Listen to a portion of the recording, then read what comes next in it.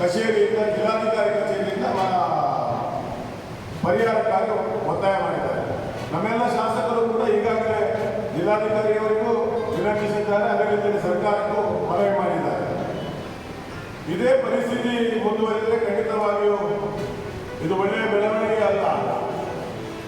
ಈ ಸಂದರ್ಭದಲ್ಲಿ ಇಷ್ಟೆಲ್ಲ ಪರಿಸ್ಥಿತಿ ವಿಕೋಪಕ್ಕೆ ಹೋದರು. ಇಲ್ಲಿಗೊಬ್ಬರು ಜಿಲ್ಲಾ ಉಸ್ತುವಾರಿ ಸಚಿವರಿದ್ದಾರೆ.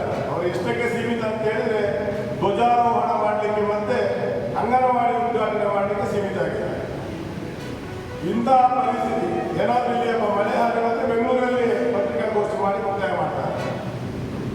ನನ್ನ ಪ್ರಕಾರ ಅವರು ಇಲ್ಲಿ ಒಂದು ಕೂತು ಇದನ್ನೆಲ್ಲ ಅಧ್ಯಯನ ಮಾಡಿ ಇಲ್ಲಿಯ ಜನರ ಬಗ್ಗೆ ಅವರು ಏನಾದರೂ ಕ್ರಮ ಕೈಗೊಳ್ಳಬೇಕಿತ್ತು. ಅದನ್ನು ಖಂಡಿತವಾಗಿಯೂ ಆ ಕೆಲಸ ಆಗ್ತಾ ಇಲ್ಲ.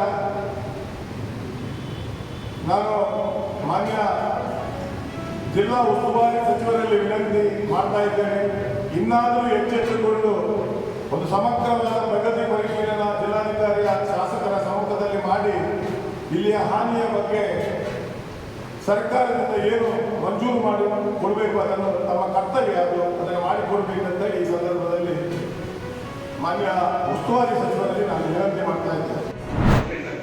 ಉದಾಹರಣೆ ಅದೇ ರೀತಿಯಲ್ಲಿ ಅನೇಕ ನ್ಯೂನತೆಗಳನ್ನ ಸರಿಪಡಿಸಲಿಕ್ಕಾಗದೆ ಇವತ್ತು 7-8 ವರ್ಷದ ನಂತರ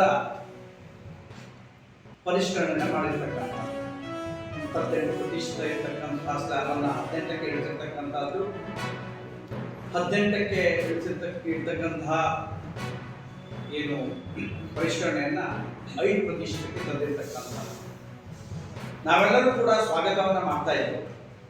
ಜನಸಾಮಾನ್ಯರಿಗೆ ಅನುಕೂಲ ಆಗಬಹುದು ಹೇಳುವಂಥ ದೃಷ್ಟಿಕೋನ. ಆದರೆ ಈ ಪರಿಷ್ಕರಣೆಯೂ ಕೂಡ 1-2 ತಿಂಗಳುಗಳ ಕಾಲ ಸಾರ್ವಜನಿಕ ವಲಯದಲ್ಲಿ ಚರ್ಚೆಯಾಗಿ ತದನಂತರದಲ್ಲಿ ಅನುಷ್ಠಾನಗೊಂಡಿದ್ದರೆ ಬಹಳ ಒಳ್ಳೆಯದು ಹೇಳುವಂತಹ ಭಾವನೆ.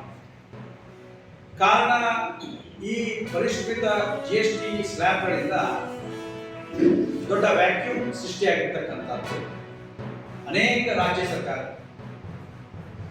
ಇತ್ತೀಚೆಗೆ ನಿನ್ನೆ ಜಾರ್ಖಂಡ್ ಮುಖ್ಯಮಂತ್ರಿಗಳು ಹೇಳಿದ್ದಾರೆ, ಏನು ಪರಿಷ್ಕೃತ ಏನು ಸ್ಲ್ಯಾಬ್ ಇದೆ ಇದರಿಂದ ನಮಗೆ 2,000 ಕೋಟಿ ನಷ್ಟ ಆಗಲಿದೆ ಅನುಷ್ಠಾನಗೊಂಡ ನಂತರ ಹೇಳುವಂಥದ್ದನ್ನು ಹೇಳಿರ್ತಕ್ಕಂಥದ್ದು. ಹಾಗಾಗಿ ಒಂದು ರೀತಿಯಲ್ಲಿ ಏಕಪಕ್ಷೀಯವಾಗಿ ನಿರ್ಧಾರ ತಗೊಂಡಿರ್ಬೋದೇನೋ ಹೇಳುವಂತಹ ಸಂಶಯ ನಮಗೆ ವ್ಯಕ್ತವಾಗ್ತಾ ಇರ್ತಕ್ಕಂಥದ್ದು.